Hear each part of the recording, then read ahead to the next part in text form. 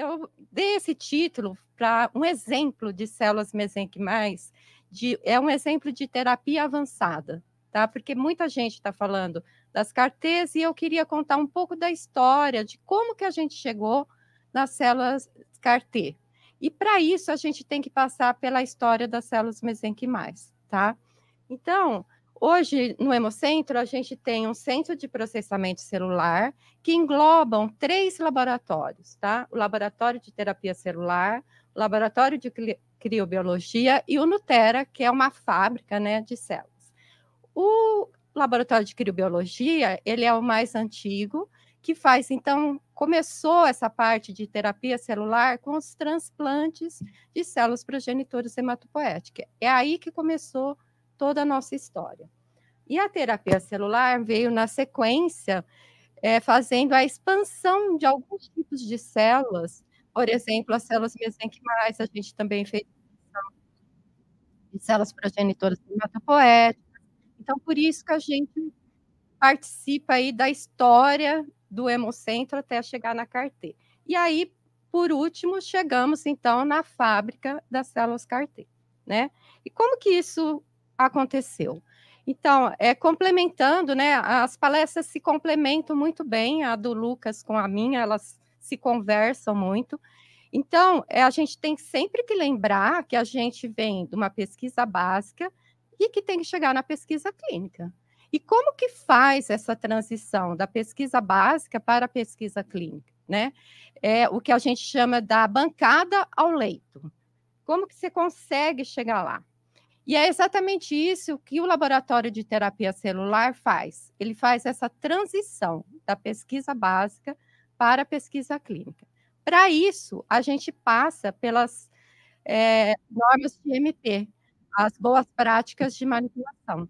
E o que é isso? Né? É muito mais que uma área física. Todo mundo fala, eu quero mostrar o seu laboratório. Não é só a área, é muito mais que a área física. Então, ela é um conjunto de práticas, métodos ou princípios que são empregados, né? E documentados, é super importante documentar todo o processo de produção com o objetivo de garantir a qualidade desse produto final, que no nosso caso é um produto celular. Poderia ser um fármaco, as normas são exatamente as mesmas, tá? E o que ele visa, então? Visa a segurança desse produto que vai ser infundido no paciente. O objetivo final é esse, que o produto a ser infundido seja seguro e eficiente. E aí, então, o que está envolvido nessas normas GMP? Quais são os princípios? Então, tem, claro, a área específica, mas tem que ter também pessoal capacitado e treinado. Então, assim, você não monta uma fábrica hoje e no dia seguinte você põe ela para funcionar, né? Você tem que ter o treinamento dessas pessoas. A maioria das pessoas que trabalham na fábrica tem mestrado, doutorado, passou por todo um processo de qualificação. A gente elabora procedimentos operacionais, que são os POPs, né? A gente faz a validação desses procedimentos, dos passos críticos de produção. A gente tem o controle de todos os equipamentos são qualificados, calibrados, a gente faz manutenções preventivas, corretivas, qualificação de instalação, qualificação de operação. Aí a gente vai fazer o controle e monitoramento do ambiente, então, eles vão fazer visita ou foi só o filme que vai passar da área? Foi um filme. Então, vocês viram lá que a área é super controlada, então tem pressão, temperatura, umidade controlada, para minimizar o impacto de contaminações do ambiente. Então, é extremamente controlado. E tudo isso tem que ser muito bem documentado e registrado, para ter, então, a rastreabilidade do processo. Vocês, acho que a comunidade toda participou de toda liberação das vacinas, né, na época do Covid. Então, a gente ouvia falar muito assim, a Anvisa dando entrevista, falando assim: eles mandaram o book, eles mandaram o book. Então, a gente tem que ter essas coisas documentadas. É o que a gente chama de dossiê. O nosso dossiê de carticel tem, assim, mais de 2.000 páginas, né, as meninas que participam da elaboração. Então, não adianta fazer sem documentar. Se não tiver documentado, você não fez. Esse é o princípio. E tudo isso vai ser controlado por quem? Por uma equipe de gestão de qualidade. Então, vocês veem que as coisas não acontecem sozinhas. É um conjunto de pessoas, de grupos de pessoas, cada um na sua área específica, ajudando a remar para frente, levar esse barco para frente, né. Isso que é importante. E quais são as normas, então, que existem, que regulamentam essa, terapia celular avançada? Essa, RDC, ela foi revisada, ela já existia, tá, a gente faz parte aí um pouco da história. Essa RDC, ela começou só falando de transplante de células progenitoras hematopoéticas.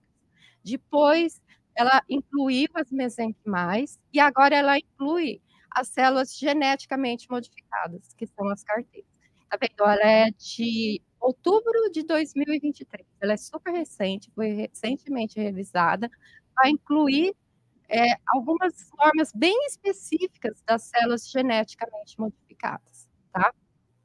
Então, que essa RDC traz? Ela estabelece, então, as boas práticas em células humanas para uso terapêutico e pesquisa clínica, tá? Qual que é a diferença uso terapêutico e pesquisa clínica, né, às vezes as pessoas se confundem. Primeiro, você tem que fazer uma pesquisa clínica para provar a eficiência daquele produto, para depois ela ser regulamentada como uso terapêutico. Então, eles já prevêem os 2 na mesma norma. Então, mesmo o que a gente está fazendo, que ainda é uma pesquisa clínica, ela segue as mesmas regras estritamente rígidas que vão ter depois no uso dessas células na terapia celular avançada, tá. Então esse é importante vocês saberem da rigidez da coisa, porque assim, ora, pesquisa clínica é mais frouxo. Não, não é nem um pouco mais frouxo, é super rígido, porque depois ele já vai estar pronto para ser registrado como uma terapia celular. Então, o que essa RDC estabelece? Estabelece os requisitos técnicos sanitários mínimos relacionados a todas as etapas de produção, visando o quê? A segurança desse produto celular, né. Então, a gente segue estritamente essa RDC. E além disso, dentro dessa RDC, então aí envolve a área, a gente tem que ter uma licença sanitária de funcionamento. E tá vendo, ó, a gente tem uma licença sanitária de funcionamento do Centro de Processamento Celular desde 2014. Então as coisas não acontecem da noite para o dia, igual a gente falou.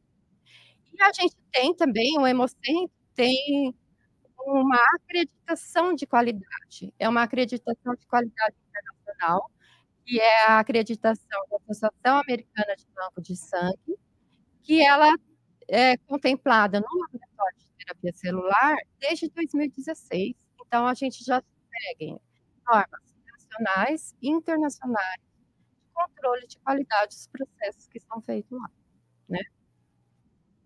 E aí, então, a gente chega nas células estromais mesenquimais, que é então um tipo de terapia celular avançada. A gente já fez com essas células.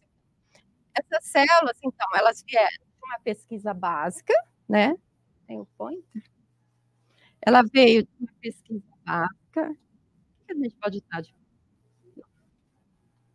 clica, tá.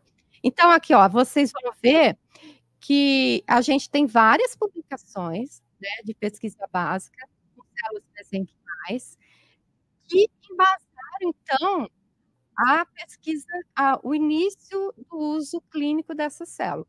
Essas pesquisas são do nosso grupo, fez toda a caracterização biológica, molecular, atividade biológica dela, para depois, começar a usar essas células clinicamente.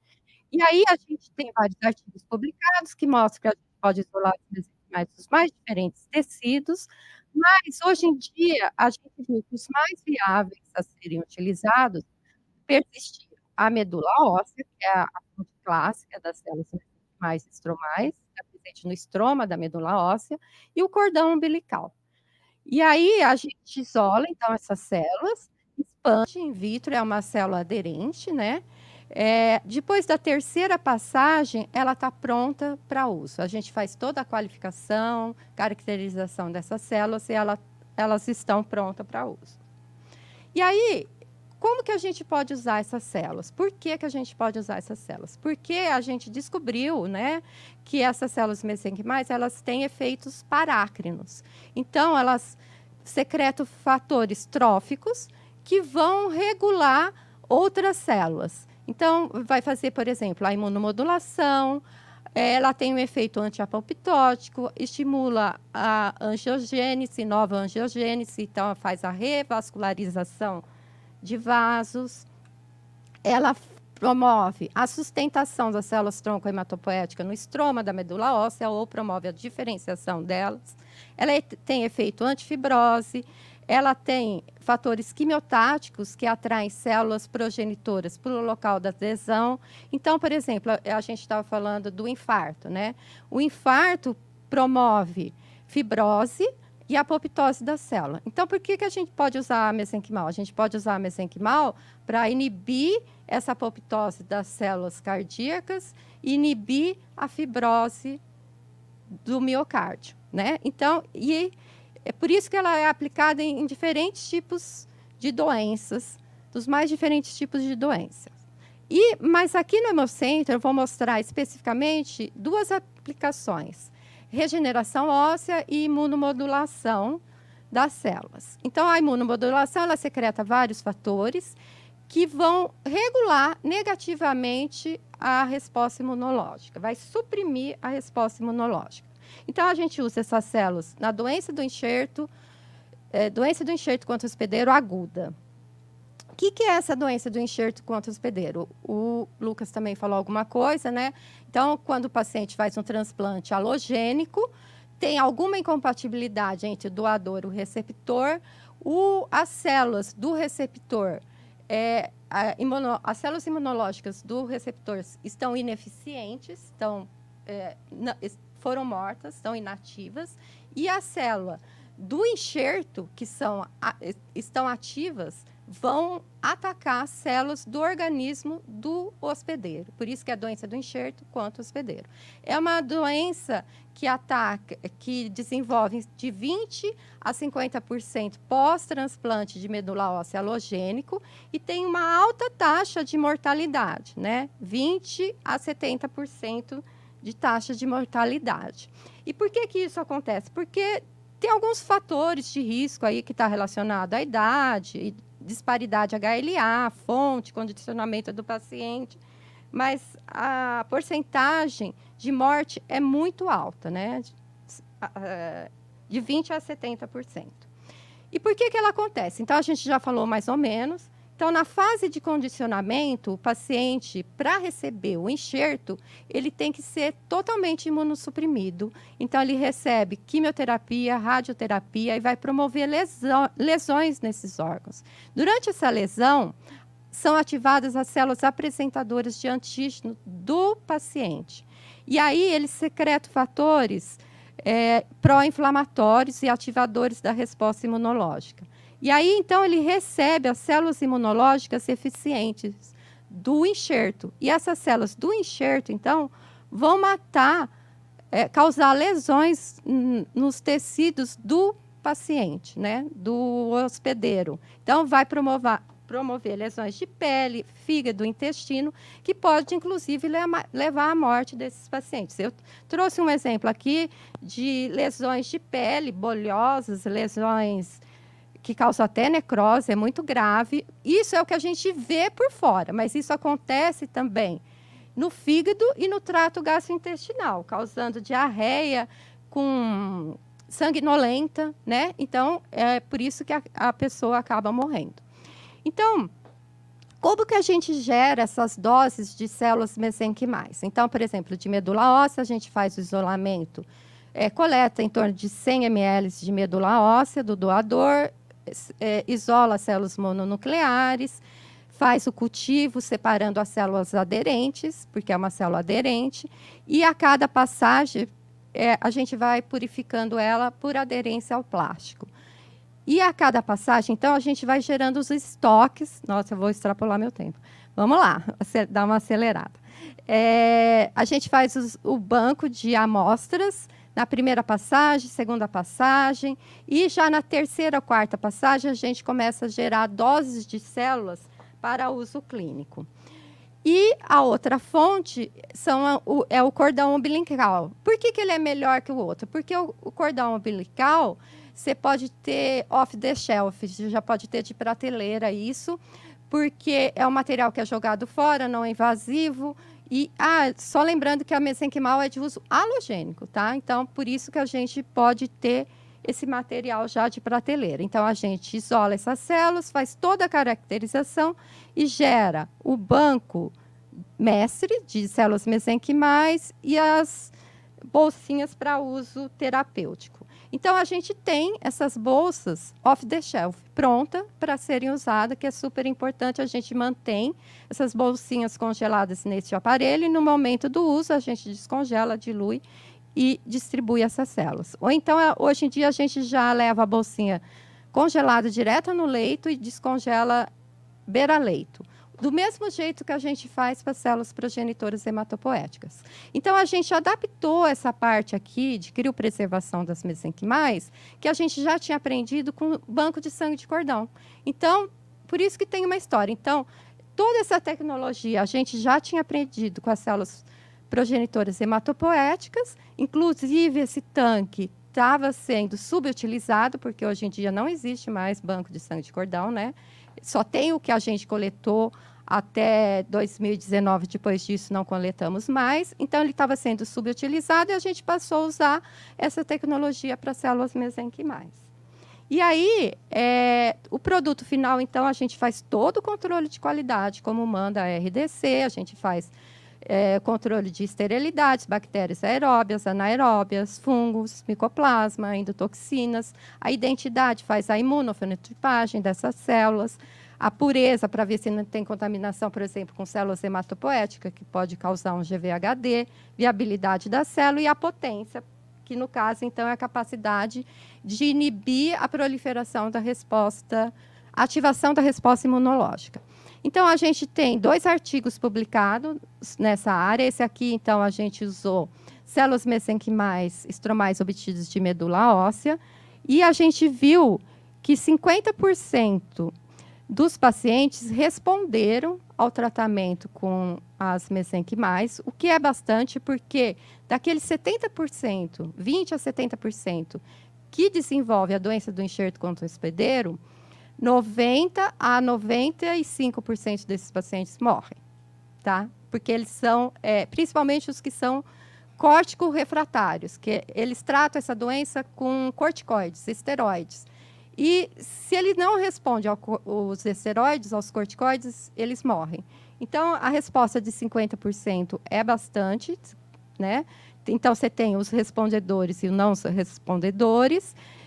Entre os não respondedores, eles morrem no primeiro ano de vida, após o diagnóstico da doença, e 50% sobrevive mais de 1 ano, e depois que passa essa fase aqui de 2 anos, a sobrevida é longa, né? E eles acabam morrendo, às vezes, de recaída da doença, mas não mais do GVHD. Então, quer dizer que essa doença controla. Só que nesse estudo a gente usou adultos e crianças e a gente percebeu que as crianças tinham uma resposta melhor. E aí a gente fez um segundo estudo, então, usando essas mesenquimais e separamos os grupos de crianças e adultos e agora usando células mesenquimais de cordão umbilical. E a gente viu que a resposta em criança é muito melhor do que a resposta em adulto. Então, a gente observou assim, 63% dos adultos no D+28 estavam vivos ainda. 71% das crianças estavam vivas no D+28. Mas, depois de 1 ano, a maioria dos adultos já tinham falecido e as crianças a gente manteve em torno de 45% das crianças vivas. Isso aqui é resposta completa e essa aqui é resposta parcial, sem recaída da doença. Então, você vê que a gente tem uma diferença significativa de resposta entre adultos e crianças, né? O PR pequenininho significa que tem resposta diferente de crianças e adultos. E aí a gente usou também essas células para outros tipos de doenças, seria para regeneração óssea. Desculpa, esse aqui primeiro. Para úlceras crônicas de perna, paciente com anemia falciforme, tem úlceras muito grandes na perna. Eu vou passar rápido, que tem todo o perfil das mesenquimais, mas assim, a gente pode discutir isso mais para frente. E como a palestra é muito rápida, é fazer um overview mesmo do que a gente faz, né? Não dá para ficar detalhando como que é a produção dessas células.